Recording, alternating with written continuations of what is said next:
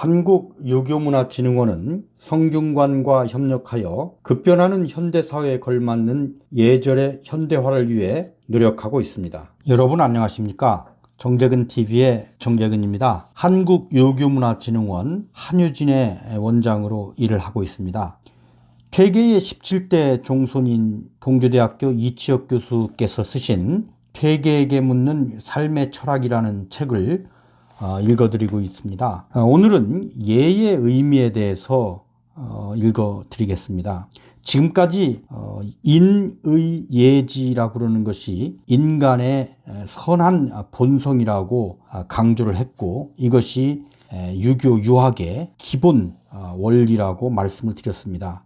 인의지, 즉 만물에 대해서 사랑하는 그런 마음, 또 선을 좋아하고 악을 미워하는 마음, 옳고 그름을 구분하는 능력, 즉 이 인의지라고 그러는 이 세 가지가 인간의 본성이라고 그러는 데는 다들 금방 수긍을 하실 것입니다. 그런데 막상 예가 인간의 본성이라고 주장하는 것에 대해서는 예라고 그러는 것은 어떤 형식을 지키기 위해서 불편을 감수하고 억지로 하는 일인데 이것이 과연 인간의 본성인가 하고 의문이 드실 것입니다. 이것에 대해서 오늘 설명을 해드리겠습니다. 이치혁 교수가 아주 잘 설명을 하고 있습니다. 예의 의미.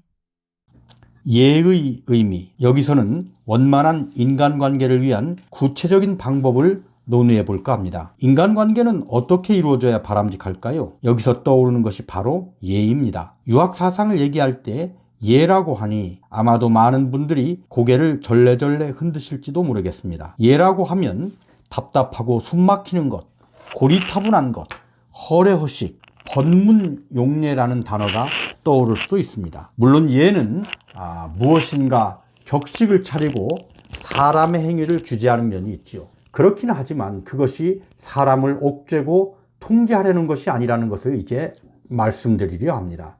사람의 본성을 얘기하면서 인의예지가 인간 본성의 구체적인 항목이라는 것을 언급했습니다. 여기에 선뜻 동의하실 수 있나요? 타인이나 만물에 대한 사랑, 인, 선을 좋아하고 악을 미워하는 마음, 의, 옳고 그름을 구분하는 능력, 지, 즉 인의지가 사람의 본성이라는 점은 그런대로 쉽게 동의하실 수 있을 것입니다. 그런데 부자연스럽게 격식을 차려야 하는 그 예라는 것이 본성에 포함된다고 하는 부분은 어쩐지 선뜻 동의하기 힘든 부분이 있습니다. 그러면 예라는 건 무엇일까요? 먼저 관혼상제가 떠오릅니다. 성인이 되어 독립할 수 있는 능력을 인정받는 시기에 우리는 관례, 즉 성인식을 하면서 어른이 됩니다. 남남이던 두 사람이 하나가 되어 가정을 꾸리면서 거창한 식을 올리지요.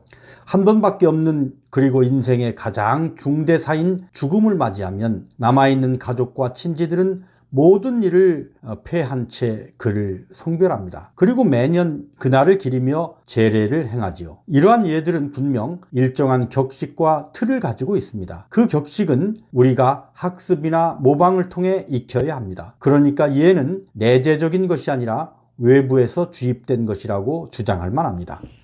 그런데 잘 생각해 보면 인간이 학습하는 것은 예의 형식일 뿐입니다. 예를 행하려는 마음 그 자체는 결코 외부로부터 강요된 것이 아닙니다. 예를 들어 보겠습니다. 새해가 되면 새해 인사를 합니다. 예전에는 세배를 다니거나 연하장을 보내는 형식이었는데 요즘은 전화나 문자로 대신하는 경우가 많습니다. 어쨌든 무언가를 행한다는 사실에는 차이가 없습니다. 또 입학이나 취업, 인사이동, 퇴임 등으로 신분이 바뀔 때 그에 합당한 식을 행하지요. 그 식을 행함으로써 신분의 변화를 스스로 실감하고 타인에게 인정받게 되는 것입니다. 제사를 지내는 것도 그렇습니다. 꼭 유교 문화권이 아니더라도 사람이라면 누구나 적어도 부모님의 추모 행사를 챙길 줄 압니다. 물론 형식은 다르겠지만 추모한다는 사실은 다르지 않지요. 반은 농담입니다만 하물며 다이어트를 실행하기 전날 밤에도 폭식으로 의식을 치르곤 하지요.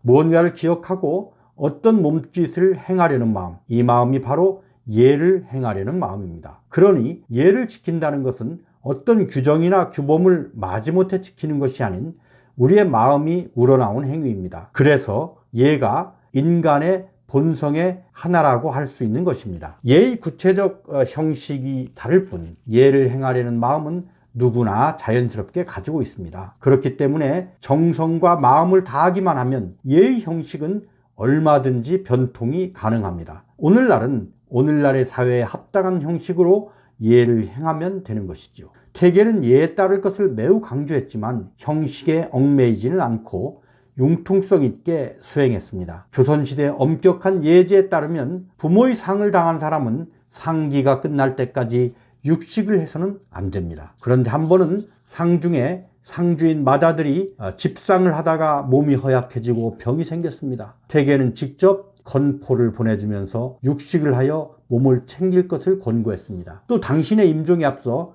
통상적인 예를 변통하라고 유언을 남기기도 했습니다. 나라에서 행해지는 국장을 사양하고 제사상에는 고급 음식이었던 유밀과를 사용하지 말라고 명한 것입니다.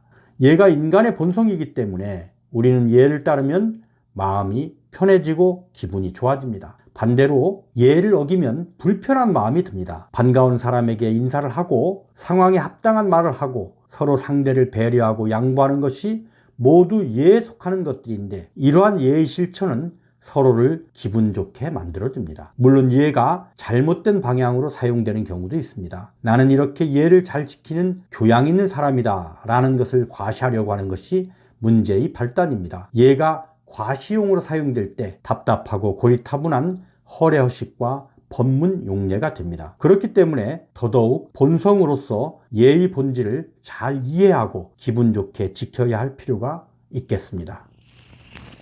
한국유교문화진흥원은 성균관과 협력해서 예의 형식이 현대에 맞게 잘 조화될 수 있도록 예절 현대화 운동을 벌이고 있습니다. 그래서 작년에 추석 때는 과다한 차례상을 차리지 않고 정성을 들여 마음을 다해서 차례상을 차리는 것이 예의 본질이라는 내용을 성균관과 함께 국민 여러분께 홍보를 하고 또 이러한 내용을 앞으로도 계속 국민들과 함께 잘 상의해서 현대에 걸맞는 그런 예절 형식을 갖춰 나가려고 노력을 하고 있습니다.